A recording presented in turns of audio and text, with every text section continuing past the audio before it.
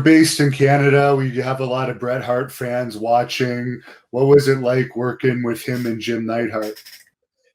They took me under their wing. They helped me as much as they could. They were a big part of why Dangerous Danny Davis worked out, because they were willing to. They didn't have to, but they were willing to. Again, Jimmy Hart and Bret and Jim Neidhart all took me under their wing and kind of walked me through some of the rough spots. And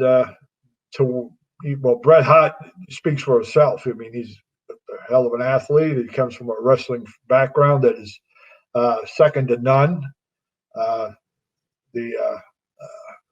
The way he worked, I mean, again, his career speaks for himself. He was a great athlete. His brother Owen was, in my opinion, as good as or even better. So, and Jim Neidhart, you couldn't meet a better person. And he always told me that no matter what happens in my life, what we have done in this wrestling business is history, and no one can ever take that away from us. And he was right.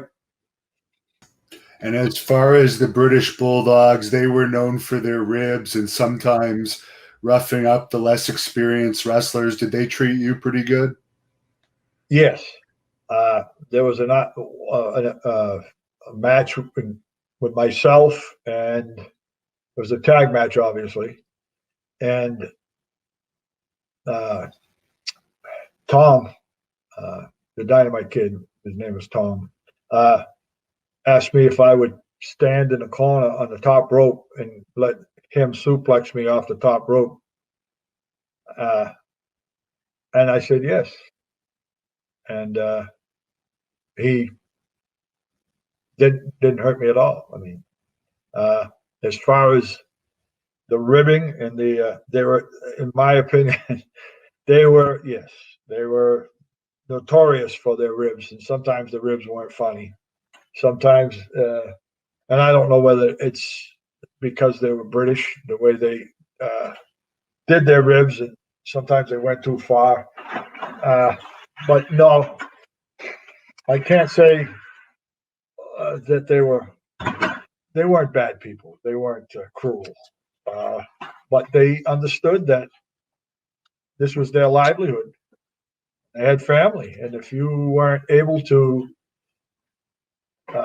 do your job, as it were, as an enhancement person, we call it, then yeah, they would get. And a lot of the stars, the wrestlers would do that. They would reprimand you.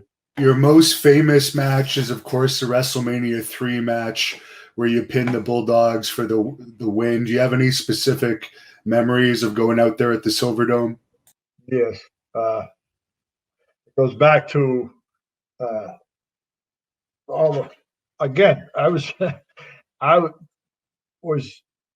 we did the thing with the Bulldogs, and I don't know, it was very shortly after that they said, you're in WrestleMania III, you'll be with the Hart Foundation in a 6-man tag, and holy crap, I mean, here I am not too long ago, an enhancement talent, and all of a sudden I'm thrown into this event, and then it turns out to be one of the biggest events in wrestling history, and then it turns out that you're going to get the win at this event. Now you think back maybe a year or less that you were Mr. X, and here you are at one of the biggest, if not the biggest event in wrestling history. And I'm always asked how I felt about that. And unless you've achieved a life's dream or goal or succeeded in something that you really wanted and worked really, really hard for, which is what we were doing, it's hard for me to explain just how wonderful that feeling is. I mean, there's very few words that can cover that feeling, other than unless you've done it to know what I'm talking about. So that's the way I answer that. Thank you for watching the Hannibal TV. Please like this video if you enjoyed it and click the subscribe button to not miss any of our latest shoot interviews, match videos, or news updates. Support us on patreon.com for $1.99 a month to watch our full shoot interviews ad-free and help our channel grow. Follow us on Twitter at the Hannibal TV for instant updates.